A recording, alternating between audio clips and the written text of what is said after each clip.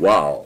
위증교사 유죄 판결문을 지난 5년간 거를 다 분석을 해봤더니 징역형 비율이 다른 형사범에 비해서 월등히 높다는 겁니다. 자그마치 4명 중에 3명이 징역형을 받았더라.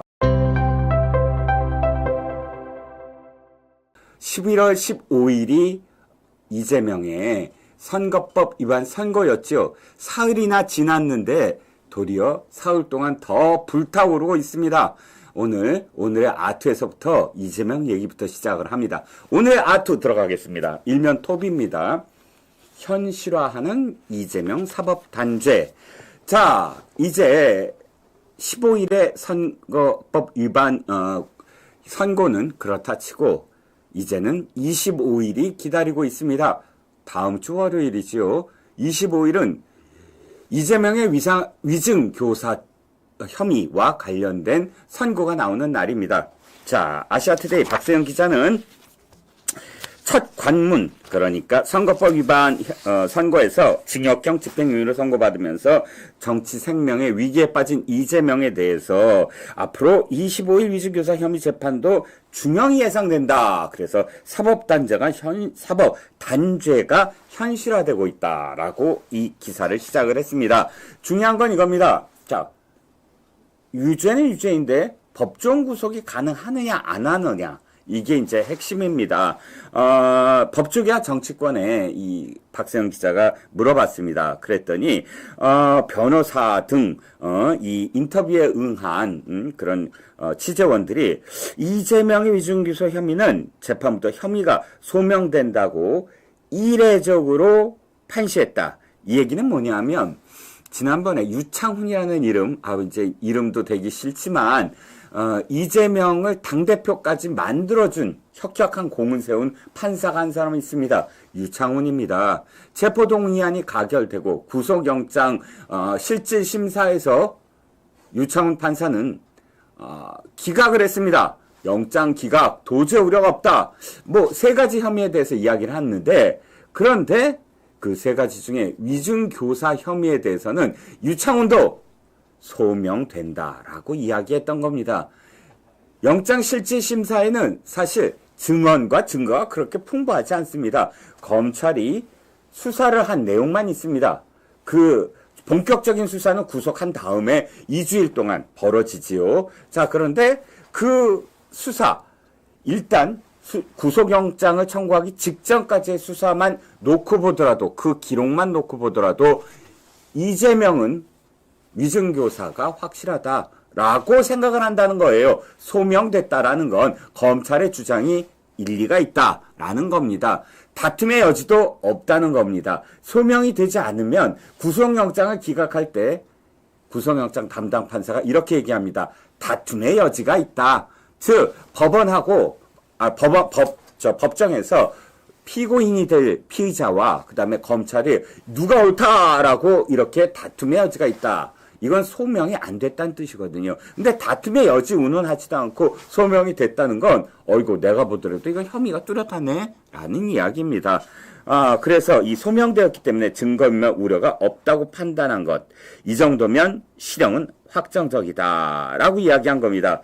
검찰이 3년을 구형했으니 구형을 넘는 판결도 가능하지만 대략적으로는 1년 6개월에서 2년 사이가 나오지 않을까라고 이 변호사가 기자에게 얘기를 했고요.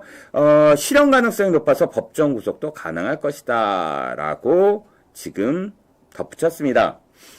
이 기사의 마지막은 한동훈 대표의 지금 표현으로 마무리됩니다. 한동훈 대표가 이렇게 얘기를 했어요. 사실 여러분들도 좀 헷갈리시겠지만 체포동의안, 그러니까 헌법 44조의 국회의원 불체포 특권에 포함되어 있는 체포동의안은 우리는 보통 검찰이 수사 단계에서 구속영장을 회기 중에 국회의원한테 구속영장을 청구할 때 본회의에, 그러니까 국회에 체포동의안을 지금 요구하는 과정을 생각을 합니다. 하지만 법정 구속을 할 때도 체포동의안이 필요하다는 거, 맞습니다. 왜냐하면 헌법 44조에 보면 불체포 특권 내에 이렇게 표현되어 있습니다. 국회의원은 회기 중 체포 또는 구금되지 아니한다라고 써져 있어요.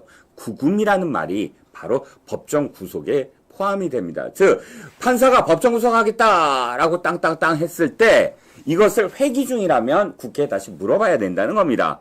그런데요, 한동훈은 이번엔 물어볼 필요가 없다라고 주장을 합니다. 왜냐하면 지난번에 3가지를 물었잖아요. 그래서 가결됐잖아요. 그래서 유창훈 판사한테 넘겼는데 기각됐잖아요. 근데 그 3가지 중에 위증교사가 포함되어 있었다는 겁니다. 그래서 이미 가결되었기 때문에 또다시 물을 필요가 없다라고 한동훈 대표는 지금 판단하고 있다는 겁니다. 자, 이와 관련돼서 제가 기사 하나를 또 찾아봤습니다. 그랬더니 와우, 위증죄 있지 않습니까? 위증교사 유죄 판결문을 지난 5년간 거를 다 분석을 해봤더니 징역형 비율이 여타 다른 형사범에 비해서 월등히 높다는 겁니다. 자그마치 4명 중에 3명이 징역형을 받았더라라는 겁니다. 뉴스원이 지금 5년간의 위증 및 위증교사 혐의 1, 2심 유죄 판결문을 다 세봤어요. 그랬더니 38건의 위증교사 사건 중 실형이 선고된 피고인은 15명, 그리고 징역형 집행유예가 14명, 벌금형 9명입니다. 그럼 벌금형 빼놓고 바로 36%와 39%를 더하면 어떻게 되죠? 거의 80% 가깝게, 그러니까 76% 정도가 징역형 집행유예와 실형, 즉 징역형이 선고됐다는 겁니다. 그러니까 이번에도 마찬가지일 거고요. 위증교사 사건에서 실형이 선고된 중 가장 무거운 형은 징역 1년 6개월이라고 합니다. 가장 낮은 형이 징역 4개월이니까 뭐 징역형은 예약이 됐다. 이재명 대표에게는 지옥으로 가는 분은 열차는 이미 예약이 됐다라고 할 수가 있겠지요. 그래서 아시아투데이는 오늘 사설에서 이재명 위증교사 재판에서 법정 구속도 적극 검토하라 라고 이야기했습니다. 자, 내용을 보면 아까와 뭐 비슷하지만 이 사건 자체가 위중한 사건이고 더군다나 지금 판례에도 보듯이 이렇게 위증교사는 사법방해, 즉 사법부의 판단을 흐리게 하기 위해서 조작을 하거나 또는 위증을 요구하는 그런 범죄이기 때문에 굉장히 중한 범죄라는 것이고요. 그렇기 때문에 이번에 이재명의 구속 필요성을 적극적으로 검토하라라고 사설이 목소리를 높인 겁니다. 자, 내용을 더 보면 기사의 2가지를 더 갖고 오죠. 그런데 민주당은 이렇게 얘기합니다. 당대표 교체 전혀 고려 안 한다. 윤석열 대통령을 심판을 위해서 싸울 것이다. 이게 앞뒤가 안 맞잖아요. 윤석열 대통령이 뭘 예를 들어서 1000만 분의 하나라도 뭔가 잘못한 일이 있다는 것과 이재명의 사법 판단과 관련돼서 이 당이 당대표를 교체하는 것과는 다른 문제입니다. 그런데 이걸 등가시키는 거예요. 이 등가시키는 건 뭐죠? 윤석열 대통령에 대한 공세는 바로 이재명을 구하기 위한 것이다 라는 걸 지금 민주당이 스스로 인정하는 그런 내용이라는 겁니다. 자, 이와 관련해서는 제가 조금 이따가 오늘의 이슈에서 조금 더 깊게 다뤄보기로 하겠습니다. 자, 이재명 관련해서 보수우파 단체가 또 16일 동아면세점 앞 광장에서 이재명 구속 촉구 광화문 국민혁명대회를 열면서 이재명은 감옥으로 라는 구호를 외쳤지요. 이번 선고와 관련돼서 799일 만에 판결이 나온 것, 이 재판 지연으로 너무나 피해가 크다. 집행유예 선고 참 염려된다라고 하는 목소리들을 지금 아시아투데이가 담아냈습니다.